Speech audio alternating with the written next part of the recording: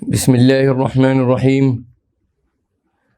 الحمد للہ رب العالمین نحمده ونستعینه ونستغفره ونؤمن به ونتوکل علیہ ونعوذ باللہ من شرور انفسنا ومن سیئات اعمالنا من يهده اللہ فلا مضل له ومن يضلله فلا هادي له ونشهد أن لا إله إلا الله وحده لا شريك له ونشهد أن سيدنا ونبينا وحبيبنا ومولانا محمدا عبده ورسوله صلى الله تعالى عليه وعلى آله وأصحابه وأزواجه وذرياته وجميع أهل بيته وبارك وسلم تسليما كثيرا كثيرا.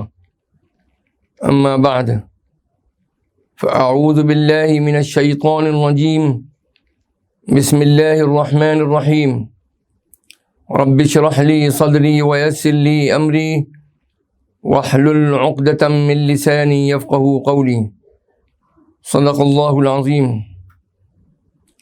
اللهم إني أسألك بأنك أنت الله لا إله إلا أنت الأحد الصمد الذي لم يلد ولم يولد ولم يكن له كفوا أحد.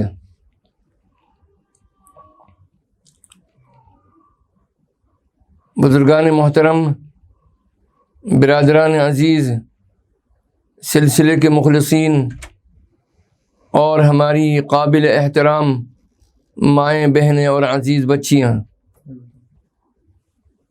درس معیار السلوک کے ضمن میں معیار چہارم کی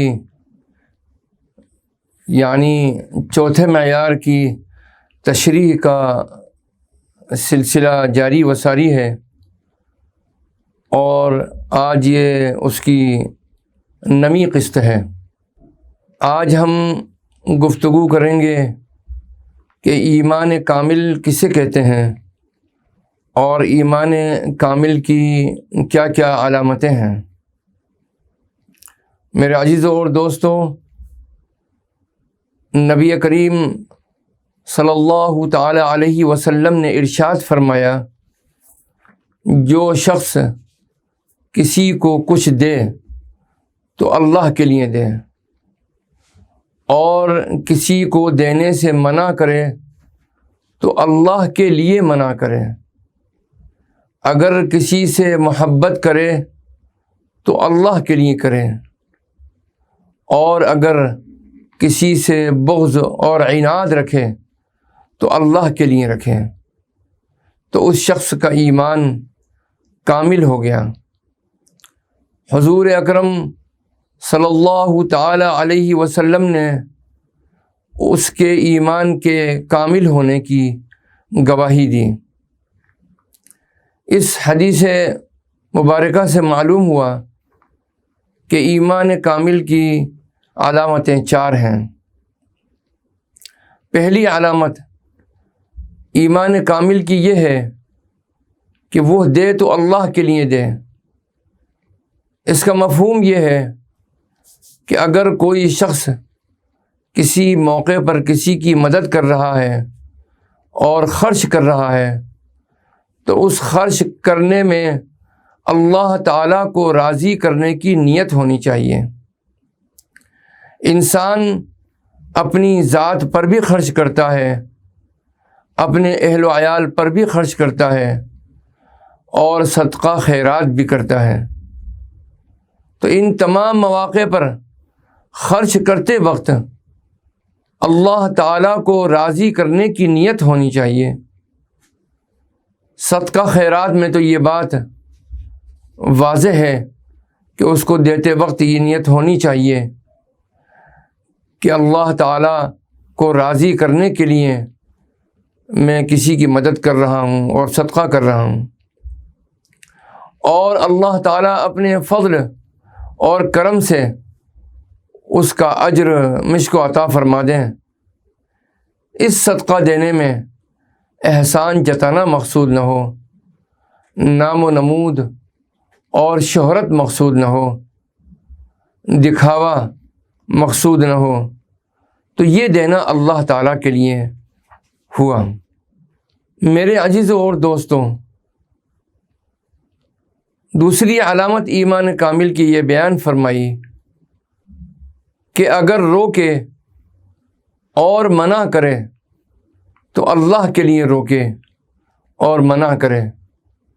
مثلاً کسی جگہ پر پیسہ خرچ کرنے سے بچایا تو وہ بچانا بھی اللہ کے لیے ہو، چونکہ اللہ اور اللہ کے رسول صلی اللہ تعالی علیہ وسلم نے فرمایا کہ فضول خرچی نہ کرو۔ اس فضول خرچی سے بچنے کے لیے میں اپنا پیسہ بچا رہا ہوں، تو یہ بچانا اور روکنا اللہ تعالیٰ کی رضا اور خوشنودی کے لیے ہے۔ یا مثلاً کوئی شخص آپ سے ایسے کام کے لیے پیسوں کا مطالبہ کر رہا ہے جو کام شرعاً ممنوع ہے، اب آپ نے اس کام کے لیے اس کو پیسے نہیں دیے، تو یہ نہ دینا اللہ کے لیے ہوا، اللہ کی رضا اور خوشنودی کے لیے ہوا۔ تیسری علامت یہ بیان فرمائی گئی کہ اگر محبت کرے تو اللہ تعالیٰ کے لیے محبت کرے۔ ایک محبت تو بغیر کسی شائبے کے خالصتاً اللہ کے لیے ہی ہوتی ہے، جیسے کہ کسی اللہ والے سے محبت ظاہر ہے کہ اس سے محبت اس وجہ سے نہیں ہوتی کہ اس سے پیسے کمائیں گے، بلکہ اس سے محبت اس نیت سے ہوتی ہے کہ اس سے محبت اور تعلق رکھیں گے تو ہمارے دین کا فائدہ ہوگا اور اللہ سبحانہ و تعالی راضی ہوں گے۔ تو یہ محبت اللہ سبحانہ و تعالی کے لیے ہے اور بڑی برکت کی اور بڑے فائدے کی چیز ہے۔ دنیا کی خاطر اللہ والوں سے تعلق رکھنا یہ صحیح نہیں ہے۔ بعض اوقات شیطان اور انسان کا نفس اس محبت میں بھی صحیح راستے سے گمراہ کر دیتا ہے۔ مثلاً اولیاء اللہ سے اس تعلق کے وقت شیطان یہ نیت دل میں ڈال دیتا ہے کہ اگر ہم ان کے مقرب بنیں گے، ان سے قریب ہوں گے، تو دنیا والوں کی نگاہ میں ہماری قدر و منزلت میں اضافہ ہوگا اور ہماری قیمت بڑھ جائے گی، نعوذ باللہ من ذالک۔ یا مثلاً لوگ یہ کہیں گے کہ یہ صاحب تو فلاں بزرگ کے خاص آدمی ہیں۔ اس کا نتیجہ یہ ہوتا ہے کہ جو محبت خالص اللہ کے لیے ہونی چاہیے تھی وہ اللہ کے لیے نہیں ہوتی، بلکہ وہ محبت دنیا داری کا ذریعہ بن جاتی ہے۔ یا بعض لوگ کسی اللہ والے کے ساتھ اس لیے رابطہ جوڑ لیتے ہیں کہ ان کے پاس ہر قسم کے لوگ آتے ہیں، صاحب منصب بھی اور صاحب اقتدار بھی آتے ہیں اور بڑے بڑے مالدار لوگ بھی آتے ہیں۔ جب ہم ان بزرگوں کے پاس جائیں گے تو ان لوگوں سے بھی تعلقات ہمارے ہو جائیں گے اور پھر اس تعلق کے ذریعے ان سے اپنی ضروریات اور اپنے مقاصد پورے کریں گے، نعوذ باللہ من ذالک۔ اس کا نتیجہ یہ ہوتا ہے کہ جو محبت اللہ کے لیے ہونی تھی وہ دنیا حاصل کرنے کے لیے ہو گئی۔ لیکن اگر کوئی شخص کسی اللہ والے کے پاس یا کسی استاذ کے پاس یا کسی شیخ کے پاس دین حاصل کرنے کے لیے جا رہا ہے تو یہ محبت خالص اللہ کے لیے ہے اور حب فی اللہ میں داخل ہے، یعنی اللہ تعالیٰ کے لیے محبت کرنا۔ اور اس محبت پر اللہ تعالیٰ نے بڑے ثمرات اور اجر و ثواب کا وعدہ فرمایا ہے۔ دنیاوی محبتوں کو بھی اللہ کے لیے بنا دو۔ میرے عزیزوں اور دوستوں، لیکن اس محبت کے علاوہ جو دنیاوی محبتیں کہلاتی ہیں، مثلاً ماں سے محبت ہے، یا باپ سے محبت ہے، یا بھائی بہن سے محبت ہے، یا بیوی بچوں سے محبت ہے، رشتہ داروں سے محبت ہے، دوست و احباب سے محبت ہے، اگر انسان ذرا سا زاویہ نگاہ بدل لے تو یہ تمام محبتیں بھی اللہ تعالیٰ کے لیے ہو جاتی ہیں۔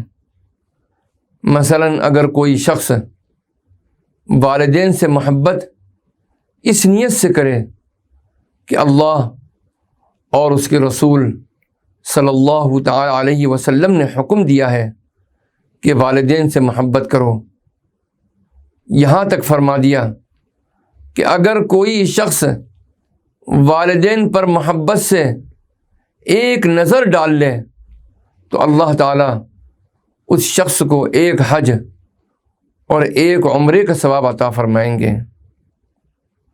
اب بظاہر دیکھنے میں وہ شخص طبعی تقاضے کے نتیجے میں والدین سے محبت کر رہا ہے، لیکن حقیقت میں وہ محبت اللہ کی رضا کے لیے ہے۔ اسی طریقے سے بیوی سے محبت ہو تو اللہ کے لیے محبت ہو۔ بیوی سے محبت ہے، اب بظاہر تو یہ محبت نفسانی تقاضے سے ہے، لیکن اگر اس محبت میں آدمی یہ نیت کر لے کہ اللہ اور اللہ کے رسول صلی اللہ تعالی علیہ وسلم نے اس محبت کا ہمیں حکم دیا ہے اور میں حضور نبی کریم صلی اللہ تعالی علیہ وسلم کی سنت کی اتباع میں بیوی سے محبت کر رہا ہوں، تو یہی محبت اب اللہ کے لیے ہو گئی۔ اب اگر ایک شخص اللہ تعالیٰ کی رضا اور خوشنودی کے لیے بیوی سے محبت کر رہا ہے اور دوسرا شخص اپنی نفسانی خواہشات کے لیے بیوی سے محبت کر رہا ہے تو بظاہر دیکھنے میں دونوں محبتیں ایک جیسی نظر آئیں گی، کوئی فرق معلوم نہیں ہوگا، لیکن دونوں محبتوں میں زمین اور آسمان کا فرق ہے۔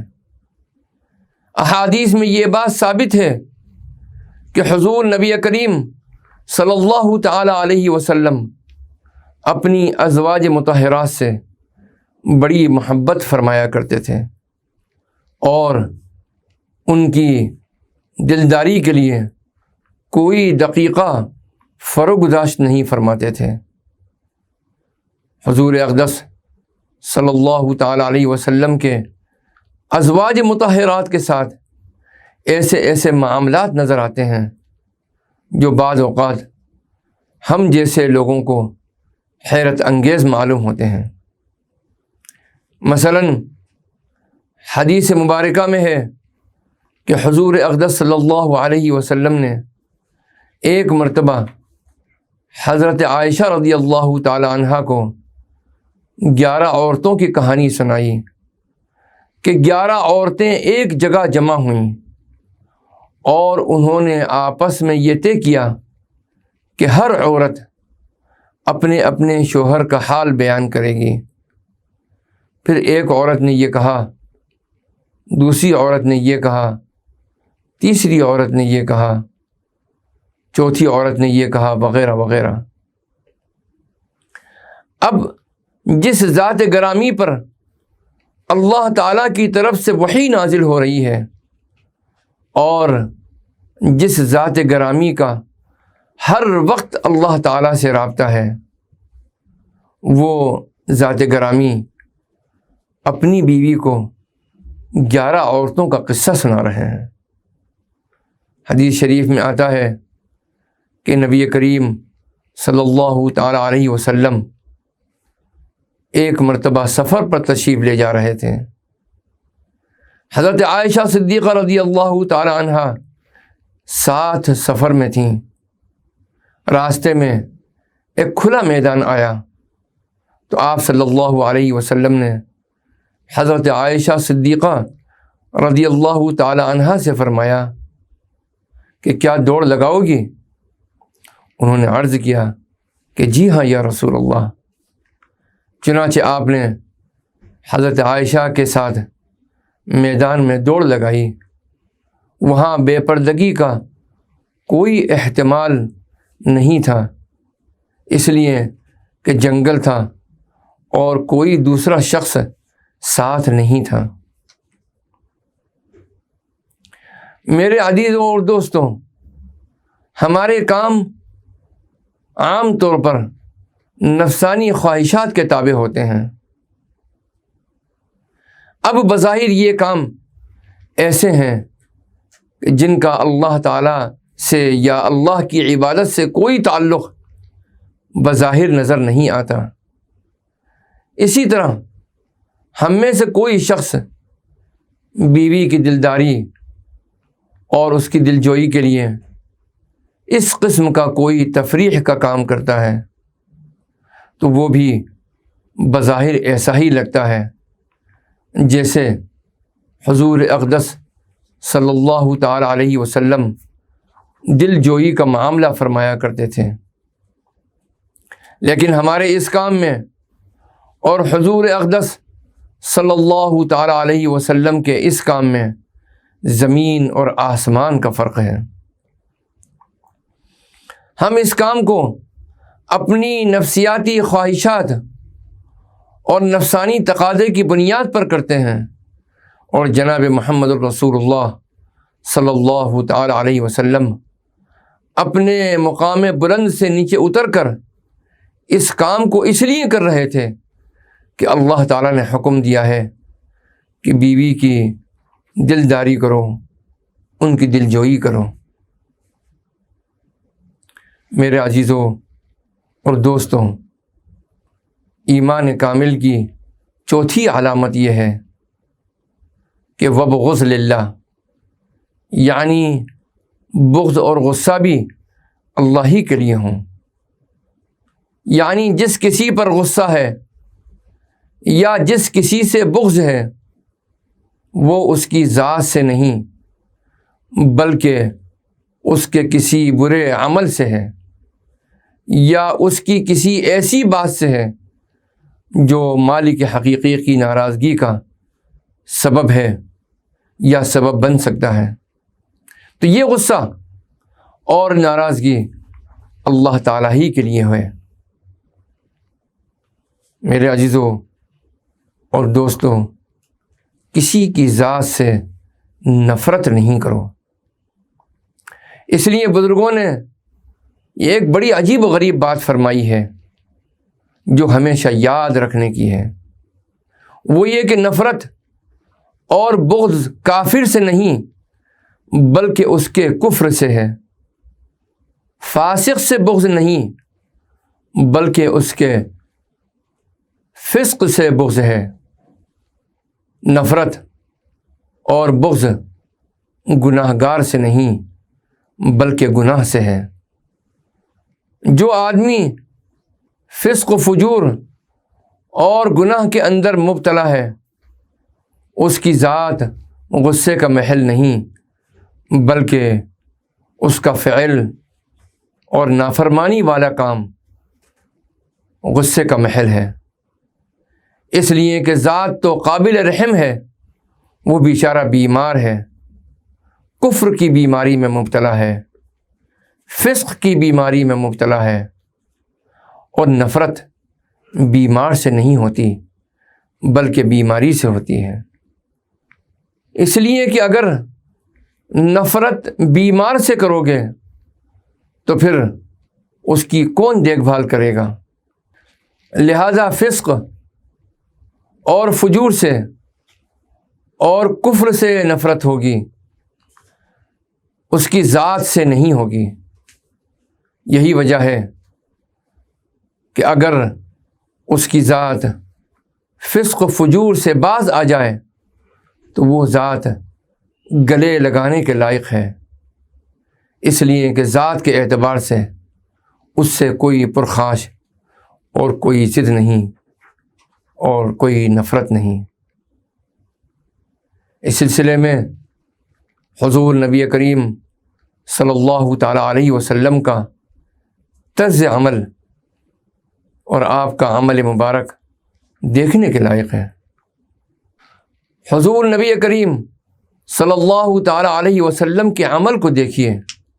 وہ ذات جس نے آپ کے محبوب چچا حضرت حمزہ رضی اللہ تعالی عنہ کا کلیجہ نکال کر کچا چبایا، یعنی حضرت ہندہ رضی اللہ تعالی عنہ، اور جو اس کے سبب بنے یعنی حضرت وحشی رضی اللہ تعالی عنہ، جب یہ دونوں اسلام کے دائرے میں داخل ہو گئے اور اسلام قبول کر لیا تو اب وہ آپ کے اسلامی بھائی اور بہن بن گئے۔ آج حضرت وحشی کے ساتھ اور آپ کے نام کے ساتھ رضی اللہ تعالی عنہ لکھتے ہیں اور کہتے ہیں۔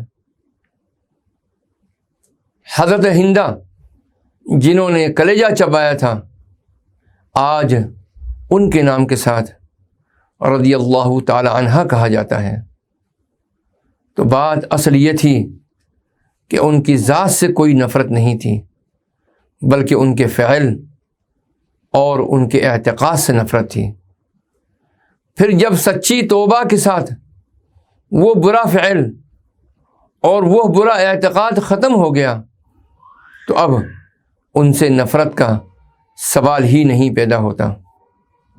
حضرت خواجہ نظام الدین اولیاء رحمۃ اللہ علیہ، اولیاء اللہ میں ایک بہت ہی بلند اور اونچا مقام رکھتے ہیں۔ ان کے زمانے میں ایک بڑے عالم اور فقیہ اور مفتی مولانا حکیم ضیاء الدین صاحب بھی موجود تھے رحمۃ اللہ علیہ۔ حضرت خواجہ نظام الدین اولیاء بحیثیت صوفی کے مشہور تھے، اور حضرت حکیم ضیاء الدین رحمۃ اللہ علیہ بڑے عالم، مفتی اور فقیہ کی حیثیت سے مشہور تھے۔ حضرت خواجہ نظام الدین رحمۃ اللہ علیہ سماع کو جائز قرار دیا کرتے تھے۔ بہت سے صوفیاء کرام کے یہاں سماع کا رواج تھا۔ سماع کا مطلب ہم اس سے قبل بھی بیان کر چکے ہیں کہ موسیقی کے آلات کے بغیر حمد و نعت وغیرہ کے مضامین کے اشعار ترنم سے یا بغیر ترنم کے محض خوش آواز سے کسی کا پڑھنا اور دوسروں کا اسے خوش عقیدگی اور محبت سے سننا، بعض صوفیاء کرام اس کی اجازت دیتے تھے، اور بہت سے فقہا اور مفتی حضرات اس سماع کو بھی جائز نہیں کہتے تھے بلکہ بدعت قرار دیا کرتے تھے۔ چنانچہ ان کے زمانے میں حضرت حکیم ضیاء الدین صاحب رحمۃ اللہ علیہ نے بھی سماع کے ناجائز ہونے کا فتویٰ دیا تھا، اور حضرت نظام الدین رحمۃ اللہ علیہ سماع سنتے تھے۔ جب حضرت حکیم ضیاء الدین رحمۃ اللہ علیہ کی وفات کا وقت قریب آیا تو حضرت خواجہ نظام الدین اولیاء رحمۃ اللہ علیہ حضرت کی عیادت اور مزاج پرسی کے لیے تشریف لے گئے اور اطلاع کروائی کہ جا کر حکیم ضیاء الدین صاحب سے عرض کیا جائے کہ نظام الدین مزاج پرسی کے لیے حاضر ہوا ہے۔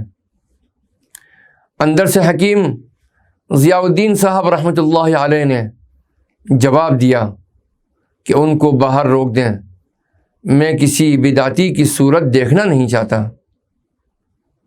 حضرت خواجہ نظام الدین رحمۃ اللہ علیہ نے جواب بھجوایا کہ ان سے عرض کرو کہ بدعتی بدعت سے توبہ کرنے کے لیے حاضر ہوا ہے۔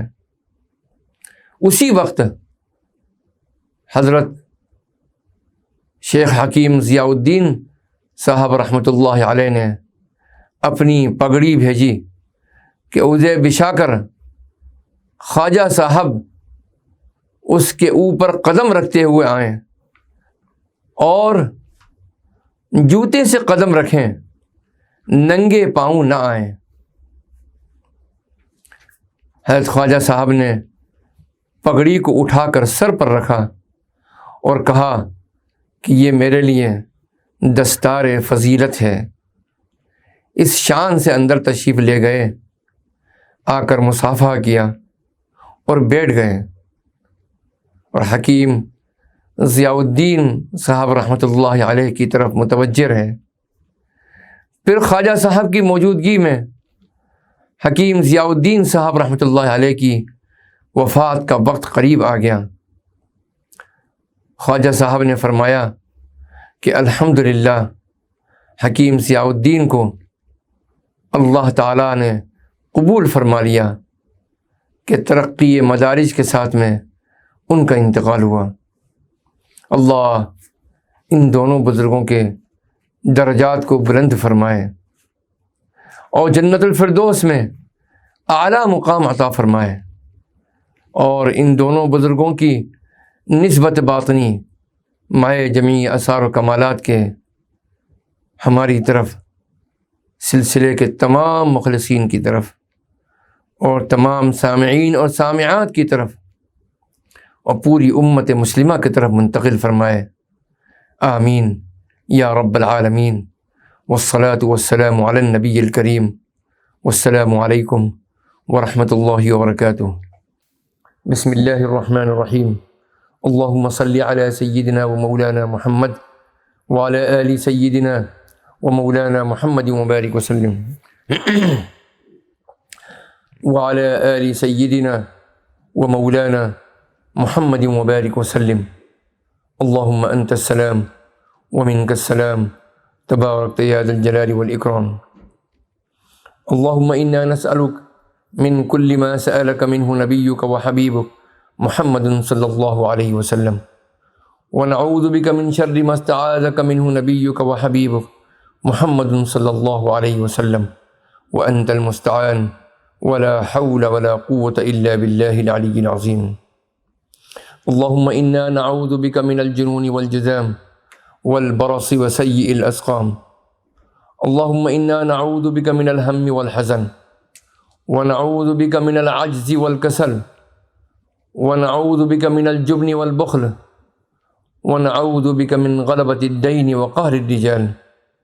ربنا تقبل منا انک انت السمیع العلیم، وتب علینا یا مولانا انک انت التواب الرحیم۔ وصلی اللہ تعالی علی خیر خلقہ سیدنا محمد وعلی آلہ واصحابہ اجمعین برحمتک یا ارحم الراحمین۔